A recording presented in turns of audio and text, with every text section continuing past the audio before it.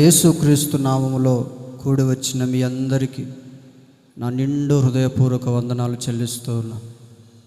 లోపల ఉన్న వాళ్ళకి, బయట ఉన్న వాళ్ళకి, ఈ శబ్దం ద్వారా వింటున్న ప్రతి ఒక్కరికి కూడా నా హృదయపూర్వక వందనాలు. మరి ముఖ్యంగా దైవజనులు రవణ గారికి, దైవజనురాలకి, వారి కుటుంబానికి మరోసారి ప్రత్యేకంగా వందనాలు చెల్లిస్తూ ఉన్నాం. 2 సార్లు చేతులు ఎత్తి స్తోత్రం చెల్లిద్దామా? ఒకసారేనా? కొంతమంది తాసుబాములాగా ఎత్తారు. తొందరగా వదలకుంటే మిమ్మల్ని పొడుస్తామన్నట్టుగా 2 చేతులు చక్కగా ఎత్తండి. హల్లెలూయా. మంచిది. క్రీస్తునందు ప్రియులారా, కొంచెం ఉప్పు కారం తగ్గించి కొంచెం సాంబార్లా చెప్తాను, శ్రద్ధగా వినండి. ఎందుకంటే కారం ఎక్కువైనా ఉప్పు ఎక్కువైనా పురుషులు ఏం చేస్తారు? కోపడతారు. వాక్యం కూడా కొన్నిసార్లు అలాగ ఉంటుంది. కాబట్టి మీరు చాలా మంచోళ్ళు, సేవకులను బాగా ప్రేమించి గౌరవించి అన్ని విధాలుగా సహకారులుగా ఉంటున్నారు. మీకు మీరే చప్పట్లు కొట్టుకొని దేవుని మహిమపరుస్తారా?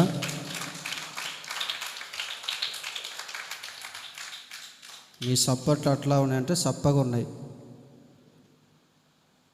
వానట గట్టిగా పడటం లేదు, పడిపోవటం లేదు.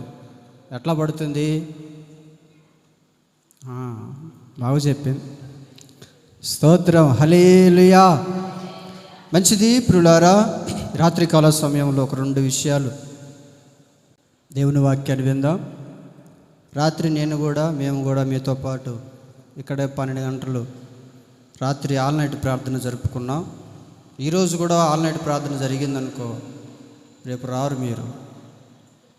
అవునా కాదు చెప్పండి? ఒకళ్ళు మార్చుకున్న ఒకళ్ళు ఈ విధంగా రోజు మమ్మల్ని వాయిస్తున్నారయ్యా, మా భారం మీకు ఏం తెలుసు అంటారు. స్తోత్రం కలుగునుగాక.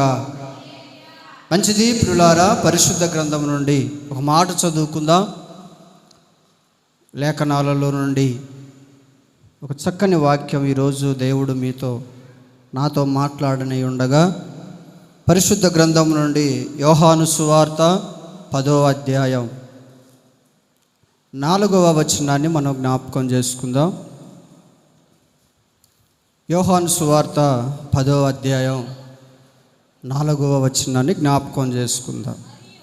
మరియు అతడు తన సొంత గొర్రెలన్నిటినీ వెలుపలికి నడిపించున్నప్పుడల్లా వాటికి ముందుగా నడుచుచు గొర్రెలు అతని స్వరము ఎరుగును గనుక అవి అతనిని వెంబడించును. చాలు. ఇప్పుడు మీ ముఖాలన్నీ నాకెళ్ళి చూడాలి, నా ముఖం మీకెళ్ళి చూడాలి, మీ ముఖం నాకెళ్ళి చూడాలి. తలకాయ ఉంచుకుంటే మీరు వింటున్నారో నిద్రపోతున్నారో ఎట్ట తెలుస్తుంది? స్తోత్రం చెప్పండి. మంచిది. కొంచెం లైన్లో ఉన్నారు, చెప్పాడు కదా, తొందరగానే ముగిస్తా. ఆ సంఘంలో ఒక ఆమె 40 సంవత్సరాలు పైబడి పాటలు పాడేదాకా బాగుంటుంది, ఆరాధన జరిగేదాకా భలే హుషారుగా ఉంటుంది. వాక్యం ఎప్పుడైతే తీసుకుంటానో ఏమండి, ఇక కళ్ళు రెప్పలు మూతలు పడుతూ ఉంటాయి, ఇక ఊగుతూ ఉంటుంది వెనక్కి ముందుకు. ఎవరి మీద పడిద్దో తెలియదు. అప్పుడప్పుడు కేకలేస్తామా అని అంటే వెక్కిన లేస్తుంది.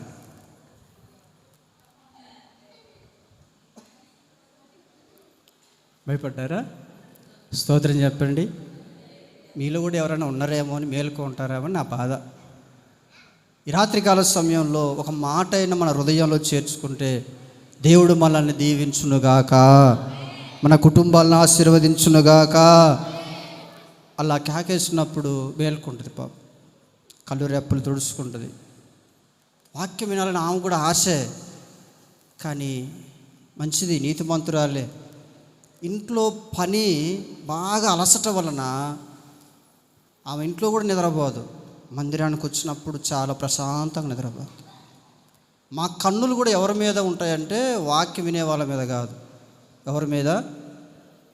మొత్తలు కానుకొని, గుమ్మాలు కానుకొని, బయట సిగురు కొంచెం కనపట్టు వేసుకుంటా చూడండి, మీరు కాదులేండి క్రైస్తవులు, వారి మీద ఉంటాయి. కాబట్టి రాత్రికాల సమయంలో చాలా జాగ్రత్తగా వినండి. దేవుని వాక్యం సెలవిస్తుంది, మరియు అతడు సేవకుడు. అతడు అనగా సేవకుడు, అతడు అనగా దైవజనుడు, అతడు అనగా దేవుని పరిచర్య, దేవుని పని చేసేవాడు. ఈ వాక్యం మనం వింటుండగా ఈ వాక్యాన్ని దేవుడు దేనితో పోల్చాడంటే లోకంలో గొర్రెలు కాస్తున్న కాపరులతో పోల్చాడు. ఎవరితో? గొర్రెలు కాసే కాపరి. కాపరి ఎలాగుంటాడు? గొర్రెలు ఎలాగుంటాయి? ఏ గొర్రె దేవుని దైవజనుని కాపరి స్వరం విని నడుచుకుంటాయి, కొన్ని గొర్రెలు ఎలాగుంటాయి అనేది మనం ఇక్కడ చూస్తే, మరియు అతడు తన సొంత గొర్రెలన్నిటినీ వెలుపలికి నడిపించినప్పుడల్లా వాటికి ముందుగా నడుచును. చూశారు ఎప్పుడన్నా గొర్రెలు కాసుకునే వాళ్ళని? వెలుపలికి నడిపించినప్పుడల్లా అంటే ఇవి ఎక్కడున్నాయి? దొడ్లో ఉన్నాయి. ఎక్కడున్నాయమ్మా? మీరు సమాధానం చెబితే ముందుకెళ్తా. ఎక్కడున్నాయి? దొడ్డిలో ఉన్నాయి. ఆ దొడ్డికి ఎన్ని ద్వారాలు ఉంటాయి? ఒకటా రెండా? మన మందిరానికి ఎన్ని వాకిళ్ళు ఉన్నాయి? ఆ దొడ్డికి ఎన్ని ఉంటాయంటే గొర్రె మంద దొడ్డికి ఒక్కటే ఉంటుంది. ఎందుకంటే ఎటు చూసిన కంచె వేసి ఉంటుంది, ఏమి రాకుండా. ఆ ద్వారబంధం దగ్గర, ఆ తలుపు దగ్గర, ఆ వాకిటి దగ్గర మంచం వేసుకొని ఏమి రాకుండా మెలకువగలిగి ఉంటాడు. ఎవరయ్యా అతడంటే ఏం చెప్పాను? సేవకుడు. కాపరి అంటే ఎవరు? సేవకుడు, మందను కాసేవాడు. కాపరిని సేవకులతో పోల్చాడు. మరి గొర్రెలను ఎవరితో పోల్చాడు? విశ్వాసులతో పోల్చాడు. స్తోత్రం కలుగునుగాక. చెప్పండి గట్టిగా, హల్లెలూయా. విశ్వాసులను గొర్రెలతో పోల్చాడు. దొడ్డి అంటే ఏమిటంటే సంఘం. ఏంటిది? సంఘం. ఆ సంఘములో నుంచి గొర్రెలను ఇరుపలికి నడిపించినప్పుడల్లా కాపరి ఎక్కడ ఉంటాడు? ముందు నడుస్తూ ఉంటాడు. వెనక ఏమొస్తూ ఉంటాయి? ఏమొస్తుంటాయమ్మా? గొర్రెలు. ఎందుకు సేవకుడు ముందుగా వెళ్తాడంటే, వినండి, ఎక్కడ పచ్చగా ఈరోజు నా గొర్రెలకు మేత ఉందో, ఏ దిక్కు వెళితే నా గొర్రెలు బాగా మేస్తాయో, ఏ వైపుకి వెళితే నా గొర్రెలు పుష్టిగా ఆహారం తింటాయో అని ముందుగా చూసుకుంటూ వెళ్తూ ఉన్నప్పుడు ఆ గొర్రెలన్నీ కూడా ఏం చేస్తాయి? కాపరిని వెంబడిస్తూ ఉంటాయి. దేవునికి మహిమ కలుగునుగాక. అర్థమవుతుందండి? తన సొంత గొర్రెలన్నిటినీ, అంటే ఇక్కడ అద్దె గొర్రెలు కూడా ఉన్నాయా? డౌట్ వచ్చిందా? రాలేదా? సొంత గొర్రెలు అంటే అద్దె గొర్రెలు ఉన్నాయంటారా? ఉన్నాయా? కొన్ని సంఘాలలో ఉంటాయి. చెప్పమంటారా? సేవకుడి ద్వారాగా బలపడి, సేవకుడి ద్వారాగా స్థిరపడి, సేవకుడి ద్వారాగా బాగా వాక్యానుసారంగా నడిపించబడుతూ సేవకుడికి అందాల్సిన ప్రతిదీ కూడా అందనివయ్యి కొన్ని గొర్రెలు ఎక్కడ అందుతాయంటే మంచి మంచి సంఘాలలో మంచి మంచి దైవజనులకు వెళుతూ ఉంటాయి. కానుకలు కానీ బత్యాలు కానీ. ఈ మధ్యకాలంలో జరిగిన సంఘటన ఏంటంటే, ఒక కుటుంబం, అయ్యా నా కుమారునికి ఉద్యోగం రావాలి, ప్రార్థన చేయండి అన్నారు. మంచిదే, ప్రార్థన చేసి ఆర్మీ ఉద్యోగం వచ్చింది. సంఘంలో గవర్నమెంట్ ఉద్యోగం అక్కడికే వచ్చింది. స్తోత్రం చెప్పండి. వస్తే ఒక వారం వాళ్ళు ఆదివారం మందిరానికి రాకపోతే అడిగా ఫోన్ చేసి, అమ్మా ఎక్కడున్నారు అంటే, హైదరాబాదులో ఉన్నామన్నా అన్నారు. ఎందుకమ్మా ఆదివారం ఆరాధనకు రాలేదే అంటే, కల్వరి టెంపుల్లో పోయామన్నా అన్నారు. ఎందుకమ్మా అక్కడికి వెళ్ళారా అంటే, మా తమ్ముడికి ఉద్యోగం వస్తే స్పాన్సర్ చేయటానికి వెళ్ళాము అన్నారు. అర్థమవుతుందా? ఏం చేయటానికి వెళ్ళారంట? ప్రార్థన చేసింది ఎవరు? ఉపవాసం ఉన్నది ఎవరు? మరి ఎక్కడికి వెళ్ళారు? చాలా బాధపడ్డాను నేను. ఎందుకు ఇలాగ తయారవుతున్నారు, ఎందుకు ఇలాగా చేస్తున్నారు అంటే, కొన్ని గొర్రెలు దొడ్డిలో ఉన్నట్టుగా ఉంటాయి కానీ, గొర్రెల్లాగా పైకి ఆకారం కలిగి ఉంటాయి కానీ లోపల మేక స్వభావాన్ని ధరించుకొని ఉంటాయి. స్తోత్రం కలుగునుగాక. చెప్పండి గట్టిగా హల్లెలూయా. కాపరి ముందుగా నడుస్తూ ఉంటే వెనక గొర్రెలు వెళ్తూ ఉంటాయి. ఈరోజు ఈ దినం నా గొర్రెలకు మంచి ఆహారం పెట్టాలి. మీ దైవజనుడు కూడా ఆశపడేది అదే, నా గొర్రెలకు మంచి ఆహారాన్ని ఒక దైవజనుడు ద్వారాగా ప్రతి నెల అందించాలి. చప్పట్లు కొట్టండి గట్టిగా. దేవునికి మహిమ కలుగునుగాక. దూర ప్రాంతం వెళ్ళి సాయంత్రం దాకా మేపుకుని వస్తాడు. అర్థమైందండి?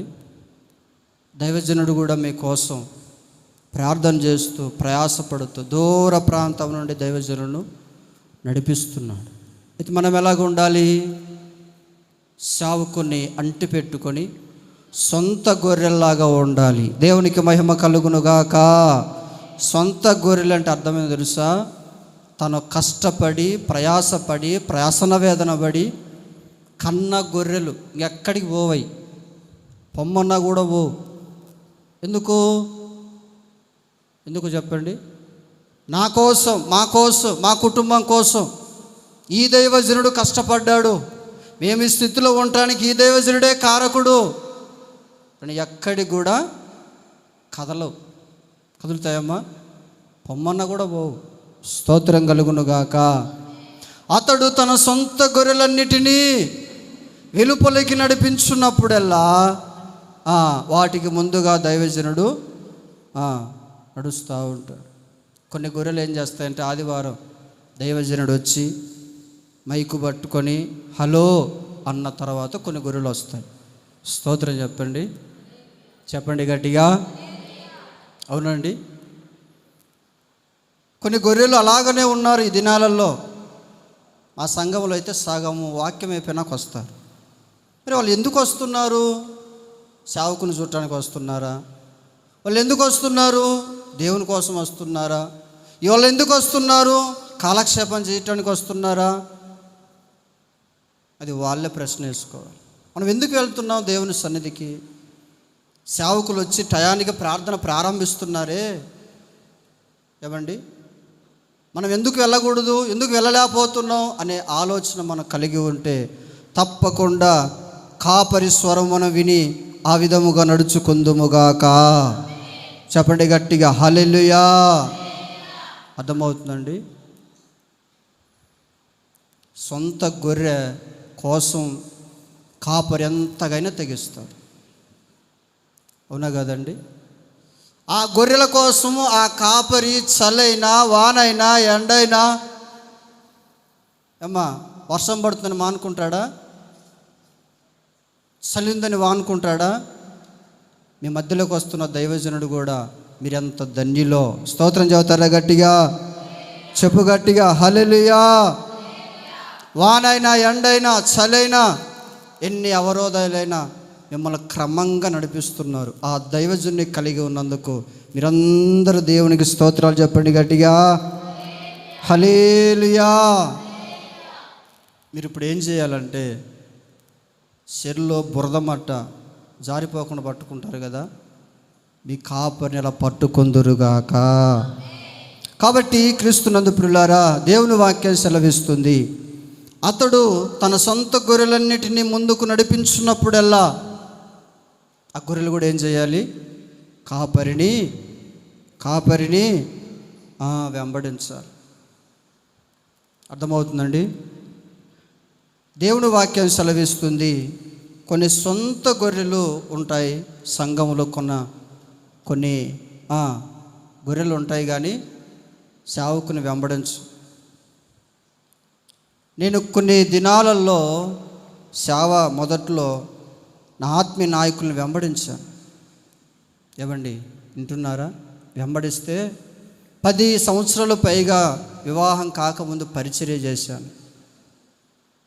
నాకు ఒక సంఘాన్ని అప్పగిస్తే నేను ఆశ ఏంటంటే ఇంకా దేవుళ్ళు ఎదగాలి, నా దైవజనుడి దగ్గర ఉండాలని ఆశ కలిగితే ఆయన ఏమన్నాడు తెలుసా?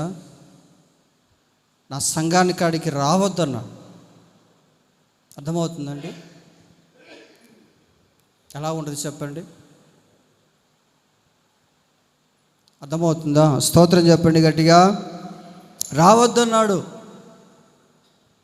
ఇక ఎవరిని వెంబడించాలి? నేను ఆత్మ సంబంధమైన దైవజనులను వెంబడించాలని ఆశ కలిగి ఉంటే ఆయన మాట అన్నాడు. సరేలేని వదిలేసి ఇంకో దైవజనుని వెంబడించాడు. 2 సంవత్సరాలు అతను వెంబడిస్తే ఆయన కూడా పట్టి పట్టినట్టుగా ఉన్నాడు. అర్థమవుతుందండి? దేవుని పిలుపును బట్టి, దేవుని కనికరాన్ని బట్టి ఆయన ఆనుకోవటం వల్ల ఆనాటి నుండి ఈనాటి వరకు దేవుడు చెయ్యి విడవలేదు. స్తోత్రం చెప్పండి గట్టిగా. హల్లెలూయా. మనుషులు మర్చిపోయిన దేవుడు ఎన్నడూ కూడా చెయ్యి విడువడు. కాబట్టి ఈ రాత్రికాల సమయంలో దేవుడు సెలవిస్తున్న మాట, తన సొంత గొర్రెలన్నిటినీ నడిపిస్తున్నప్పుడు మనం ఏం చేయాలంటే ఆయననే అంటి పెట్టుకొని ఉండాలి. కొంతమంది మందిరానికి స్వస్థత కోసం, మేలు కోసం, అద్భుతాల కోసం వచ్చేది అంతటితోనే ఆగిపోతారు. అయితే సొంత గొర్రెలు అలా కాదు కదా. కాపరి వెంబడిస్తూ కాపరితో సహా కొన్ని గొర్రెలు సొంత గొర్రెలు అయితే సహకారులుగా ఉంటాయి. స్తోత్రం కలుగునుగాక, దేవునికి మహిమ కలుగునుగాక. అందుకే దేవుని వాక్యాన్ని సెలవిస్తుంది, చదువుతారా? గొర్రెలు అతని స్వరమును వినును గనుక అతనిని వెంబడించును. ఎవరు వెంబడిస్తారు? సొంత గొర్రెలు అయితే వెంబడిస్తారు. అవునండి, ఎవరు వెంబడిస్తారు? నా కోసం కన్నాడు, నా కోసం ప్రయాసపడ్డాడని సొంత గొర్రెలు అయితే వెంబడిస్తారు. ఆ గొర్రెలు అతని స్వరమును వినును గనుక అవి అతన్ని వెంబడించును. అర్థమవుతుందండి? క్రీస్తునందు దేవుని ప్రియులారా, ఈ మధ్యకాలంలో సంఘంలో కొన్ని గొర్రెలు, మా సంఘంలో కొన్ని గొర్రెలు 10వ తరగతి మా పిల్లలు పాస్ అయితే మేము పలాని కొండకు వస్తామని మొక్కున్నారు. అర్థమవుతుందమ్మా? వెళ్ళారు. ఏయా పలాని రోజు ప్రార్థనకు రాలేదంటే మేము పలాని చోటుకి వెళ్ళాం. మంచిదేనా? మంచిదేనా? ఆదివారం ఫంక్షన్లకు పోవచ్చా? ఆదివారం ఏమండి ఆరాధన మానుకొని యాత్రలకు పోవచ్చా? ఆదివారం ప్రార్థన మానుకొని ఫంక్షన్లకు, పెళ్ళిళ్ళకు. ఈ మధ్యకాలంలో ఒకటి జరిగింది. కాపరికి తెలియకుండా మళ్ళా చెబుతున్నాను, కాపరికి తెలియకుండా తన సొంత నిర్ణయంతో గుణదల వెళ్ళాలని ప్రయాణం కట్టుకొని దగ్గర గుంటూరు దాటిన తర్వాత ఫోన్ వచ్చిందంట వాళ్ళకి. ఏమని? ఆ ఇంటి యజమానురాలు తల్లి చనిపోయిందంట. స్తోత్రం చెప్పండి గట్టిగా. చనిపోయిందని ఫోన్ వస్తే అప్పుడు తిరిగారు వెనక్కి. అర్థమవుతుందండి? ఎందుకు ఇవన్నీ దేవుడు హెచ్చరిస్తున్నాడంటే, నువ్వు వెంబడిస్తున్న సేవకుని మాట నువ్వు వినాలని. నీ కొరకు ఒక సేవకుని పెడితే ఆ సేవకుని మాటను విని నడుచుకోవాలని. అతని ద్వారా నువ్వు బలపడాలి, బాగుపడాలి. ఎందుకు పెట్టాడంటే సేవకుని ఆ ఆరాధన క్రమాన్ని నువ్వు కూడా నేర్చుకోవటానికి. స్తోత్రం కలుగునుగాక. కొన్నిసార్లు సేవకుడు అందుబాటులో లేకపోతే నువ్వు కూడా ఏం చేయాలి? ఆ ఆరాధన ద్వారా బలపడి నువ్వు కూడా స్థిరపడి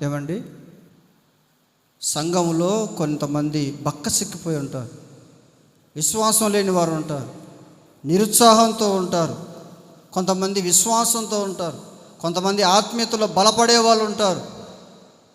వీళ్ళందరినీ ఏం చేయాలంటే ఒక తాటి మీదకి తీసుకురావాలంటే ఎంత వేదనతో, ఎంత బాధతో సేవకుడు నడిపించబడాలి చెప్పండి.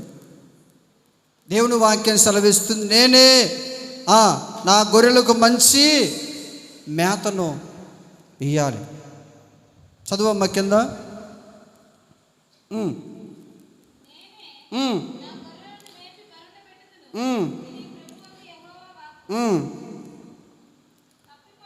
తప్పిపోయిన దానిని నేను వెదకుదును. స్తోత్రం చెప్పండి. తప్పిపోయిన దానిని నేను వెదకుదును. ఎవరు? సంఘంలోంచి జారిపోయిన వారు. ఈ బాధ ఎవరికి ఉంటుందండి? ఎవరికి ఉంటుంది? మీకు కుటుంబ బాధే ఉంటుంది. నాకు వెళ్ళి చూడండి, స్తోత్రం చెప్పండి గట్టిగా, 2 చేతులు ఎత్తి చెప్పండి. మీకు ఒక్క బాధే. అర్థమవుతుందండి? సేవకుని ఎన్ని బాధలో తెలుసా? కుటుంబ బాధ, రెండోది సంఘ బాధ. ఎవరికి బాధ ఎక్కువ? అర్థమవుతుందండి? తప్పిపోయిన వాటిని మరలా రప్పించేదను, తోలివేసిన దానిని మరలా తోలుకొని వచ్చేదను, గాయపడిన దానికి కట్టుదును, దుర్బలముగా ఉన్న దానిని బలపరుచుదును. చప్పట్లు కొట్టి దేవుని స్తోత్రం చెప్పండి గట్టిగా. హల్లెలూయా. జరుగుతున్న పరిణామాలు ఇవే. ఎవరు ఎక్కడ జారిపోకుండా, కుడి ఎడములకు తొలగిపోకుండా, సంఘములోంచి వెలివేయబడ్డవారు, వెళ్ళిన వారు త్వరగా మరలా సంఘములో కలవటానికి ప్రతి నెల, ప్రతి వారం ఈ సమయానికి మిమ్మల్ని అందరినీ కూడబెట్టేది ఎందుకంటే అందరూ ఒకే సంఘముగా, ఏకముగా ఉండాలని. దేవునికి మహిమ కలుగునుగాక. అర్థమవుతుందండి? కాబట్టి క్రీస్తునందు ప్రియులారా, అవి అతన్ని వెంబడించును. దేవుడు అన్నాడు కదా, నా గొర్రెలు నా స్వరమును వింటాయి.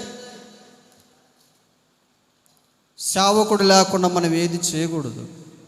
సేవకుడు లేకుండా మనం ఏది ముందుకు నడవకూడదు. సేవకుడి నిర్ణయమే మన నిర్ణయముగా మార్చునుగాక. సేవకుని ఆలోచనే మన ఆలోచన మార్చునుగాక. అర్థమవుతుందండి? కాబట్టి క్రీస్తునందు ప్రియులారా, అవి అతనిని వెంబడించు. ఎవరిని వెంబడిస్తున్నా? ఎంతకాలం వెంబడించాలో తెలుసా? ఈ ఆత్మ సంబంధమైన అనుభవంలో మరణం వరకు మనం వెంబడించాలంట. దేవునికి మహిమ కలుగునుగాక. మన బంధము అనుబంధము విడదీయగలరా ఎవరైనను, మరి ఏదైనను. రాజా జగమెరిగిన నా యేసు రాజా, రాగాలలో అనురాగాలు కురిపించిన మన బంధము అనుబంధము, మన బంధము అనుబంధము.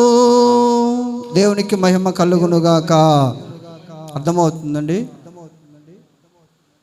ఏంటంట మొదటి మాట, అతడు తన సొంత గొర్రెలన్నిటినీ నడిపించును, ఆ గొర్రెలు అతనిని వెంబడించును. ఇంత ప్రయాసపడుతుంటే కొన్ని గొర్రెలు సావుకుని పట్టించుకో. అర్థమవుతుందండి? ముగిస్తున్నా. కొన్ని గొర్రెలు వస్తారు వెళ్తారు. మీరు మాత్రం చాలా ధన్యులు. దేవునికి మహిమ కలుగునుగాక. మీరు ఇచ్చిన అయ్యో పైన దైవజనుడు అడగటం లేదు, కానీ ఆదివారం మీరు చూపిస్తున్న ప్రేమ, ప్రతి నెల మీరు చూపిస్తున్న ప్రేమ ఆ ధన్యత. ఆదివారం తిన్నావయ్యా? ఒక్కరైనా ఆదివారం ఆగి సంఘ పెద్దలు ఉన్నారు, ఏందయ్యా పరిస్థితి అని ఆలోచన చేసేవాళ్ళారండి. మీరు చాలా భాగ్యవంతులు. దేవునికి మహిమ కలుగునుగాక. అర్థమవుతుందండి? కాపరి లేని జనులు చెదరిపోతారని దేవుడు వాక్యం సెలవిస్తుంది. చెదరిపోయిన మీ జీవితాలు దేవుడు తన సేవకుని ద్వారా కట్టునుగాక, స్థిరపరచబడుదురుగాక. ఆయన కృపలో స్థిరముగా సంఘానికి స్తంభాలుగా నిలబడుదురుగాక. కాబట్టి ప్రియులారా, ఈ రాత్రికాల సమయంలో ఆయన కృపచేత మనలందరినీ అన్ని విధాలుగా దీవించును, ఆశీర్వదించునుగాక. ప్రార్థన చేసుకుందాం. పరిశుద్ధుడా, మహోన్నతుడవైన మా